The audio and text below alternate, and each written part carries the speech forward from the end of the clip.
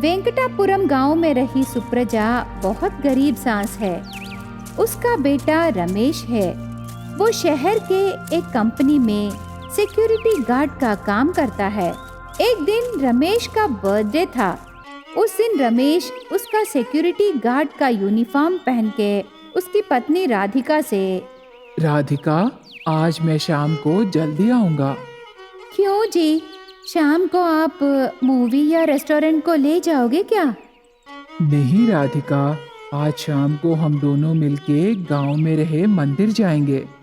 मंदिर को जाएंगे? तो क्यों इतना जल्दी आना जी? वो बात नहीं है राधिका, हमारे पास अभी पैसे नहीं है ना। ऊपर से ये महीने के आखिरी दिन है, जरा समझो ना।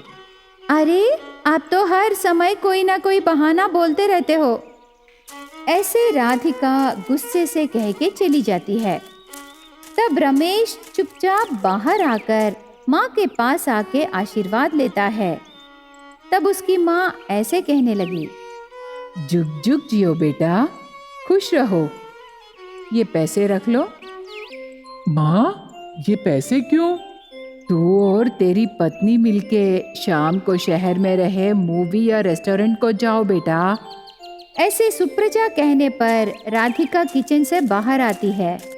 अरे सासू माँ, वो सभी क्यों? पैसों का खर्चा है ना।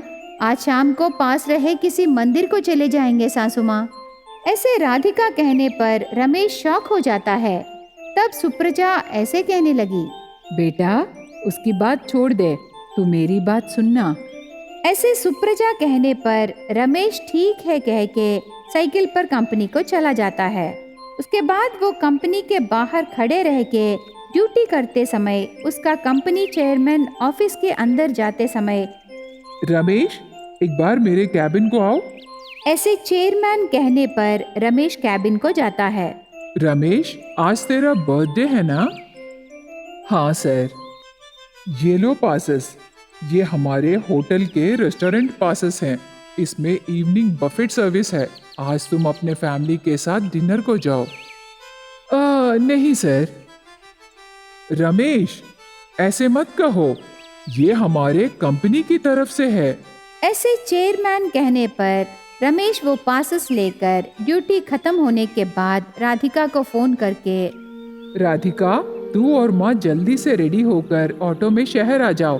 हमारे चेयरमैन सर उनके रेस्टोरेंट में फ्री पासेस दिए। ऐसे रमेश कहने पर राधिका सास को ये बात बता के दोनों रेडी होकर ऑटो में जाते हैं। तब तीनों मिलके होटल के अंदर जाते हैं। तब बैरर आके ऑर्डर पूछता है। रमेश उसे पासेस दिखाता है। तब वो बैरर, सर, ये बफेट पासेस हैं। आप प्लेट्स लेके वहाँ टेबल पर रहे फूड आइटम्स आराम से खा सकते हो। क्या वो टेबल पर रहे फूड आइटम सारे खा सकते हैं? हाँ, खा सकते हैं मैडम। जितना चाहे उतना? हाँ मैडम। बाद में बिल नहीं दोगे ना? नो मैडम, बिल नहीं रहेगा क्योंकि आपके पास बफेट पासेस है ना। ऐसे बैरर कहने पर सुप्रजा, रमेश और राधिका प्लेट्स लेके टेबल के पास जाकर फूड आइटम्स रख के खाने लगे। तीनों को वहाँ का खाना बहुत पसंद आता है। सुनिए ना, मैं जाके थोड़ा और फूड लाऊंगी जी। ऐसे रमेश से कह के राधिका वहाँ रहे फूड आइटम्स को 2-3 बार खाती है। थोड़ी देर बाद रमेश ने, राधिका, तेरा खाना हो जाने से हम घर चलेंगे। अरे सुनिए ना, मेरा पेट भर के ऊपर नहीं उठ सकती जी। क्या? कुर्सी से उठ नहीं सकती? इसीलिए फ्री में खाना आने से पेट भर नहीं खाना है। बेटा, तू ठहर ना। आ राधिका, मैं तेरी मदद करूंगी। ऐसे कह के सास राधिका को ऑटो तक ले जाती है। उसके बाद दोनों ऑटो में घर चले जाते हैं। ऐसे उस दिन राधिका ज्यादा खाना खाती है। अगले दिन सुबह से घर में ज्यादा खाना शुरू करती है। उससे सास सबके लिए बनाए इडली राधिका अकेली डाइनिंग टेबल के नीचे चुपके से खाती है। घर में सबके लिए लाए जैक फ्रूट को चुपके से अकेली छत पर बैठ के उसके बीजों को नीचे रही सास के सर पर फेंकती है। ऐसे बहुत दिनों तक ज्यादा खाने पर राधिका मोटी हो जाती है। तब बहू की भूख को देखकर सास डर के बेटे को फोन करती है। रमेश बेटा, तेरी पत्नी की भूख देखने से घर के बाहर लटकाए कद्दू को भी नहीं छोड़ेगी रे। हमारा 1 महीना का खाना वो सिर्फ 1 हफ्ते में खाली कर देगी। तू जल्दी आ बेटा, उसकी भूख मिटाने के लिए कुछ करो। ऐसे सुप्रजा फोन करने पर रमेश साइकिल पर शहर से जल्दी घर आकर ऐसे कहने लगा। माँ, तू जल्दी जाकर 1 ग्लास ऑरेंज जूस लाना। ऑरेंज जूस क्यों बेटा, साइकिल पर आके थक गए क्या? अरे माँ, मैं शहर से आते समय राधिका के लिए मोशन टैबलेट्स लाया। इन टैबलेट्स को पाउडर करके जूस में मिला के उसे देने से बस 1 हफ्ता तक वो खाना नहीं खाएगी। ऐसे रमेश प्लान करने पर सुप्रजा चुपके से टैबलेट्स पाउडर ऑरेंज जूस में मिक्स करके राधिका को देती है। तब राधिका वो ऑरेंज जूस पी लेती है। उससे राधिका के पेट में गड़बड़ होके बाथरूम को जाना आना ऐसे 5 बार बाथरूम को आती जाती है। ये सब चुपके से रमेश और सुप्रजा देख के बहुत हंसते हैं। 6th टाइम राधिका बाथरूम में जाकर बाहर नहीं आ सकती और रेंगती हुई आती है। तब रमेश राधिका के पास जाकर ऐसे कहने लगा। क्या हुआ राधिका, क्यों ऐसी हो? कुछ पता नहीं चल रहा जी, सुबह से नॉन स्टॉप मोशंस हो रहे हैं। इन्हें कंट्रोल करने के लिए कोई टैबलेट दीजिए ना। अरे राधिका, मोशंस कंट्रोल होने के लिए टैबलेट्स खाने से काफी नहीं होते। तुम्हें फूड खाना भी बंद करना है। आप सही कह रहे हो जी, मैं ज्यादा खाई ना, इसीलिए मुझे मोशंस हो रहे हैं। ऊपर से मैं बहुत मोटी भी हो गई, इसीलिए आज से मैं ज्यादा खाना बंद कर दूंगी जी। ऐसे रमेश से वादा करके उस दिन से ज्यादा खाना बंद कर देती है। उससे राधिका नॉर्मल हो जाती है। दुर्गम चेरू के पास रहे double stair building ground floor में सुप्रजा किराए पर रहती थी। सुप्रजा का बेटा रमेश सॉफ्टवेयर एम्प्लॉय है। सुप्रजा उसके बेटे रमेश की शादी एक गांव की लड़की से करने को सोचती है, पर रमेश एक शहरी लड़की से शादी करने को सोचता है। थोड़े दिनों बाद उस बिल्डिंग के फर्स्ट फ्लोर में पंकजम किराए पर आती है। पंकजम को एक बेटी है, उसका नाम स्नेहा है। रमेश और स्नेहा एक दूसरे को पसंद करने पर घर वालों को बोले बिना ही मंदिर में शादी कर लेते हैं। उससे सुप्रजा कुछ न कर सकी और स्नेहा को बहू के रूप में स्वीकार कर लेती है। तब से स्नेहा को ग्राउंड फ्लोर ससुराल का घर और फर्स्ट फ्लोर मायके का घर है। ऐसे बहुत दिन बीतने के बाद एक दिन सास बहू से, देखो स्नेहा, मुझे तो शहरी लड़कियां बिल्कुल पसंद नहीं है, पर मैं अपने बेटे को दुखी होते नहीं देख सकती और तुम्हारी शादी को मान ली, पर तेरे व्यवहार में अगर मुझे कोई कमी दिखाई देने से बस मेरे बेटे को दूसरी शादी कर दूंगी। ऐसे सास कहने पर स्नेहा को बहुत डर लगा। तब से स्नेहा उसके हर एक काम को बहुत संभाल के करने लगी। एक दिन स्नेहा कपड़े धोने के लिए वॉशिंग पाउडर और कपड़े लेकर वॉशिंग मशीन के लिए ढूंढने लगी। तब स्नेहा को वॉशिंग मशीन दिखाई नहीं देता।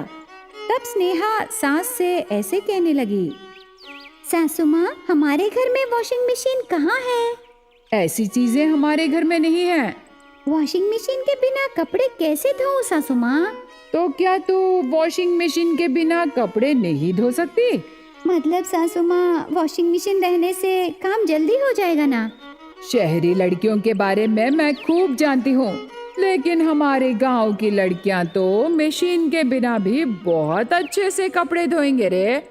ऐसे सुप्रजा कहने पर स्नेहा को हाथ से कपड़े धोने की आदत नहीं रहने पर भी उस दिन मुश्किल से सास के कपड़े, पति के कपड़े हाथ से धोती है।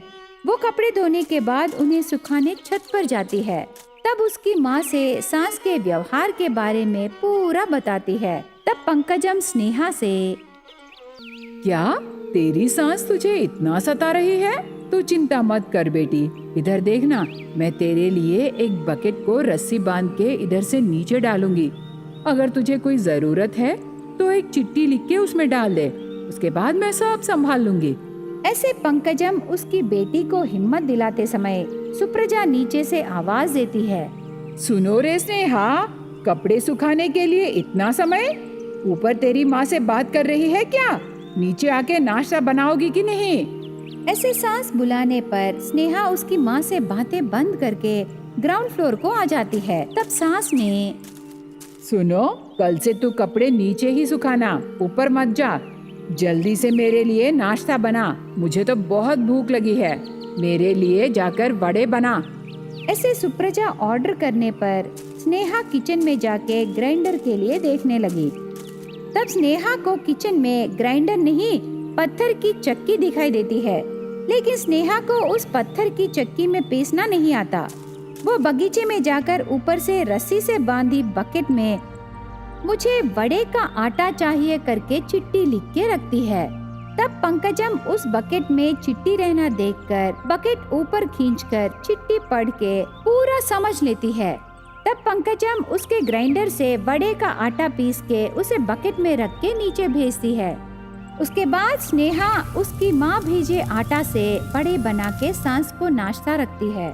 तब सास ऐसे कहने लगी, ये तो अच्छा है, पर दोपहर को क्या बनाओगे? आप जो बोलेंगे वही बनाऊंगी। स्नेहा लंच में क्या बनाना है सास से पूछती है। उसकी माँ की मदद से पका के सास को परोसती है। लेकिन सास को ये सब पता नहीं था। खाना पूरा स्नेहा ही बना रही है करके सोचती है। थोड़े दिन बीतने के बाद एक दिन सुप्रजा बगीचे में घूमते समय उसे बहुत से चिट्ठियाँ वहाँ पड़े रहना दिखाई देते हैं। तब सुप्रजा को शौक होके उन्हें लेकर पढ़ने लगी।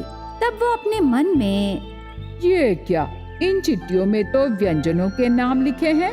ये सब कौन लिखे होंगे? ऐसे वहीं खड़ी रह के सुप्रजा सोचने लगी। इतने में सुप्रजा को देखे बिना ही पंकजम ऊपर से गरम गरम सांबार रही बकेट नीचे भेजती है। वो सीधा आकर सुप्रजा के सर पर लग के बकेट में रही गरम गरम सांबार सास के सर पर गिरती है। उससे सुप्रजा जोर से चिल्लाती है। ऐसे स्नेहा का सीक्रेट सुप्रजा को पता चलने पर और बकेट सर पर गिरने पर सुप्रजा को बहुत गुस्सा आकर स्नेहा के बारे में रमेश से कंप्लेंट करती है। तब रमेश ने, स्नेहा, पहले मेरी माँ से माफी मांगो। माफ कीजिए सासू माँ। काफी है माँ, या मैं भी माफी मांगू? ये क्या बेटा, कैसी बातें कर रहे हो? नहीं तो क्या माँ, स्नेहा को क्यों सता रही हो? मैं क्या की बेटा? मुझे सब पता है माँ। एक दिन तू वॉशिंग मशीन, मिक्सी, ग्राइंडर सब स्टोर रूम में छुपा के रख दी ना। मैं देखा माँ, हम दोनों प्यार करके शादी किए ना, इसीलिए तू उसे बहुत सता रही है। लेकिन स्नेहा चाहती तो इतना सताने पर पहले दिन ही वो मुझे छोड़ के उसके मायके के घर चली जाती, पर वो ऐसे नहीं की माँ। तू बदलेगी करके वो इंतजार करती रही। इसके अलावा उसके साथ इतना सब कुछ होने पर भी वो एक बार भी मुझसे तेरे बारे में कंप्लेंट नहीं की। ऐसे रमेश कहने पर सुप्रजा में बदलाव आकर उसकी गलतियों का एहसास होकर उस दिन से बहू के साथ प्यार से रहने लगी।